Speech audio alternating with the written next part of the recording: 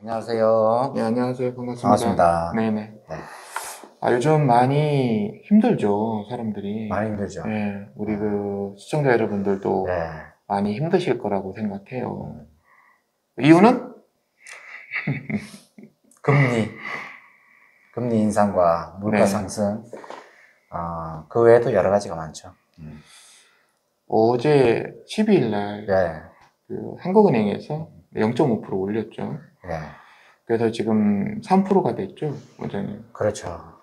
지금 기준금리가 3%면 시중에 대출 받으신 분들의 이자가 거의 한 6% 평균적으로 그렇게까지 그래요? 될 것 같아요. 지금 받는 분들? 네, 지금 최대 7%까지도 금리가 나온다고 하더라고요. 와, 너무 좀 심했다. 그래서 이제 연말까지 이런 식으로 이제 금리가 더 오르게 되면 가계 부담이 엄청 무거워지죠. 그래서 한국은행에서 예. 11월 달에 0.25%나 5% 둘 중에 하나 올리겠다. 또 이렇게 발표를 한 것 같더라고요. 그렇죠.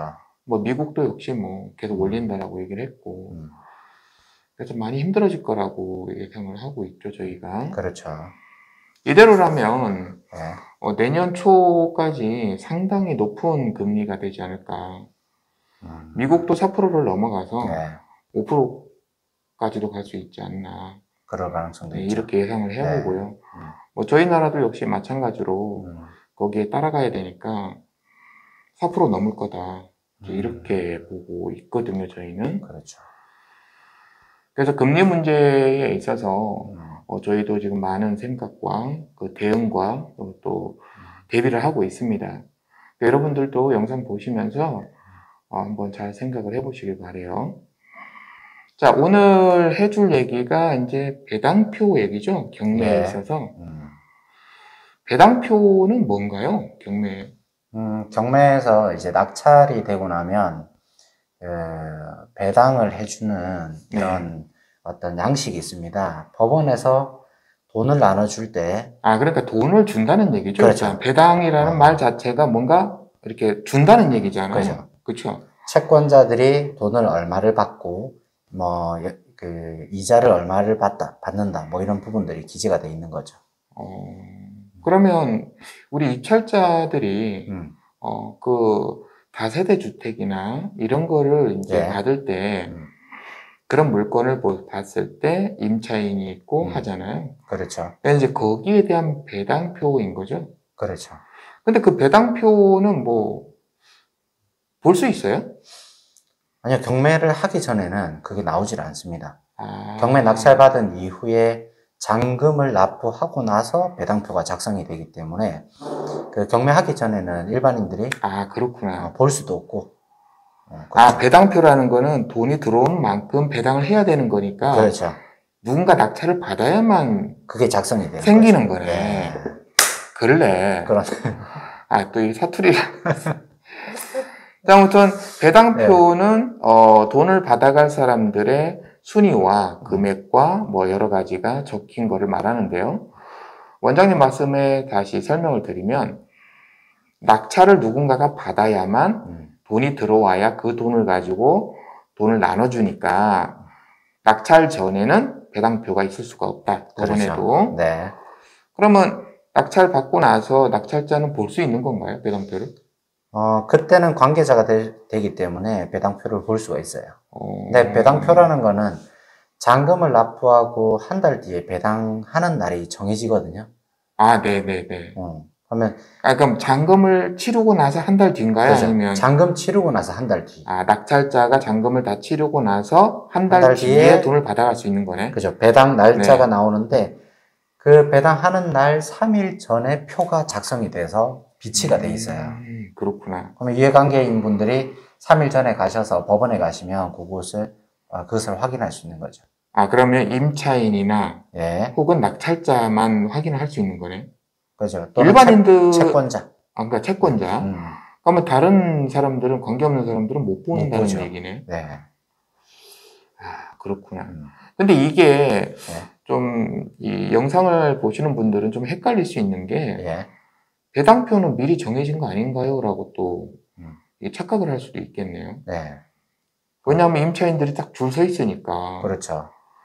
그런데 들어오는 돈에 따라 돈을 배당하기 때문에 낙찰된 다음에 나온다. 음, 네, 요거 아주 중요한 내용 네. 같아요. 아마 배당표에 대해서 잘 모르시는 분도 계실 거라고 생각해요. 네, 그래서 이번 영상을 좀 준비했는데, 음. 자, 그러면 이 배당표가 나왔을 때 예.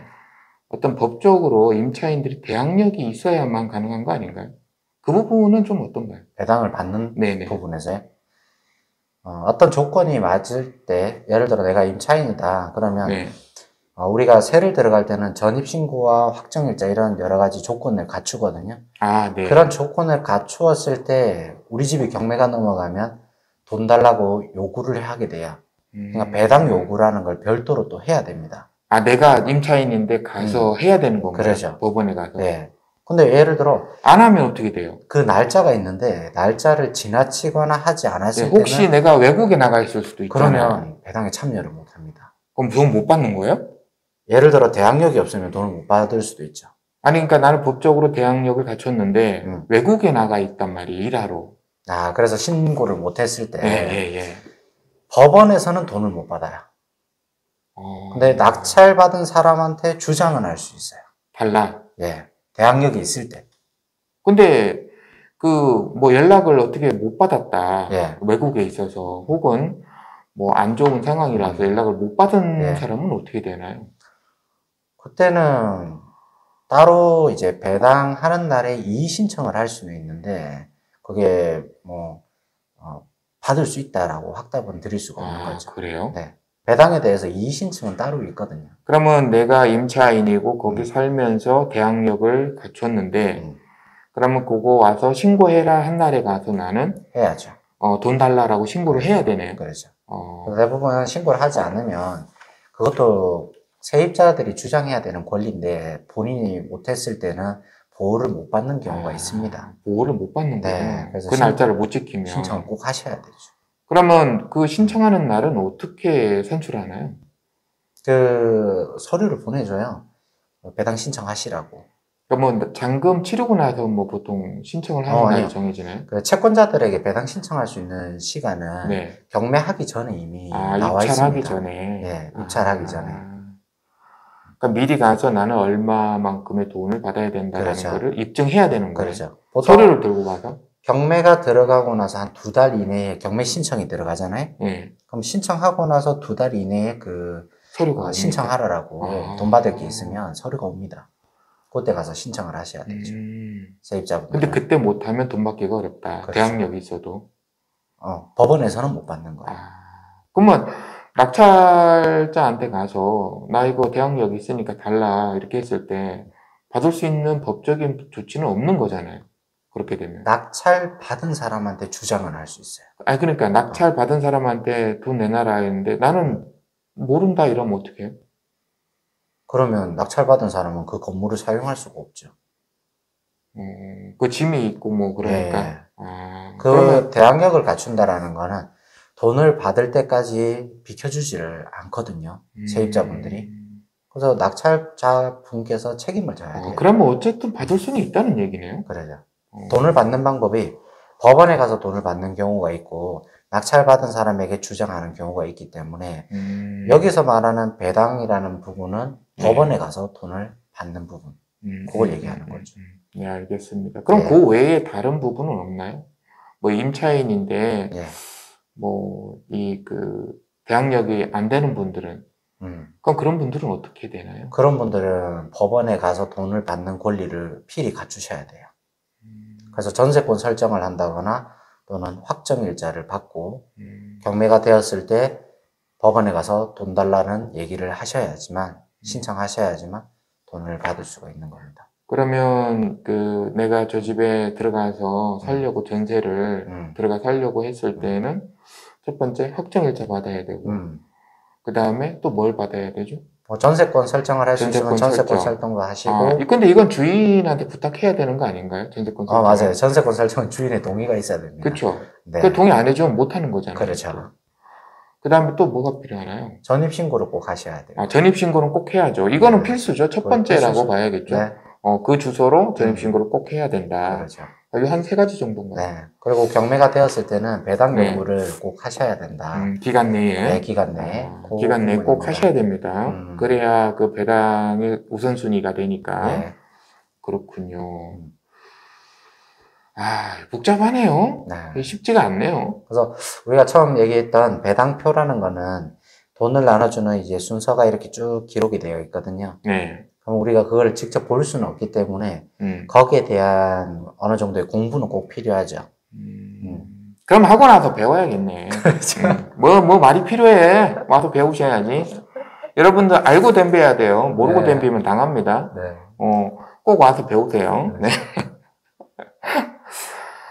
그리고 임장이라는 거를, 네. 이 배당표 얘기가 나왔으니까, 다세대 주택을 입찰하려면 일단 네. 임장을 해봐야 되지 않나요? 그렇죠. 세입자가 여러 명인 집의 경우에는 그러니까. 돈을 받는 부분에 대해서 우리가 확인하다 보면 세입자를 확인하겠죠. 근데 현장에 갔을 때 서류하고 좀 다른 점이 있을 수 있어요. 그러니까요. 그래서 임장을 꼭 가셔서 내가 예를 들어 경매 서류를 이렇게 출력해서 가서 확인하는 과정이 꼭 필요합니다. 근데 만약에 갔는데 우리가 일반적인 분들은 뭐 문제가 없겠지만은 몸이 불편하시거나 장애인분들. 네. 근데 장애인분들 중에 지적장애인분들이 네. 간혹 계실 수 있다는 그렇죠. 그런 얘기를 들은 네. 적이 있거든요. 네. 그 부분은 어떻게 해야 되나요? 보호를 해주시는 분이 따로 있다면. 보호자? 네, 보호자가 계시다면 뭐 큰 문제가 없겠지만. 없으면? 그럴 수도 있죠. 없을 수도 있잖아요. 그러면 관계 기관의 협조를 구해야 되는데 그게 국가에서 도와주지 않는 경우도 많거든요. 도와줄지 안 도와줄지는 그건 모르잖아요. 돈을 못 받을 것 같은데요. 그럼 낙찰자가 알아서 해야 된다는 결론이. 낙찰자가 그 부분을 좀 도와줘야 되는 부분이 생기게 되죠. 막 이렇게 전세 얻어주고 해야 되는 거 아니에요? 내 돈으로? 그럴 수 있죠. 왠지 그럴 것 같은데. 네. 그런 사례를 전에 네. 들은 적이 있습니다. 그래서 지적장애인 분이 계시고 아무도 돌봐줄 사람이 없을 때는 뭐 동사무소 가서 아무리 얘기해도 안 되고 내 돈으로 이렇게 방을 구해줘서 내보내야 된다라는 네. 그런 사례가 있거든요. 그러니까 여러분들 요거 잘 공부하셔야 돼요. 배당표에 대해서. 자, 그리고 오늘은 이제 여기서 배당표 얘기는 끝내고 다음 시간에는 배당표를 받아서 돈을 받아갈 때 필요한 서류가 있습니다. 세입자분들이. 그리고 또 낙찰받는 분이 여기서 조심해야 될 상황이 있어요. 이거 꼭 보셔야 돼요. 안 그러면 정말 머리 아파지거든요. 그렇죠? 그렇죠. 자, 배당표 얘기는 여기까지만 하고요. 다음 영상에서 요 뒷얘기를 따로 만들어서 하도록 하겠습니다. 원장님. 네. 수고하셨습니다. 네, 수고하셨습니다. 자, 여러분들 요즘 많이 힘드신데 힘내시고요. 또 좋은 날이 또 오지 않을까요? 뭐 금리 문제가 아직 있지만 네. 많이 힘내시기 바랍니다. 여러분들. 저도 마음이 아파요. 네. 자, 수고하셨습니다. 네, 수고하셨습니다. 수고하셨습니다. 수고하셨습니다.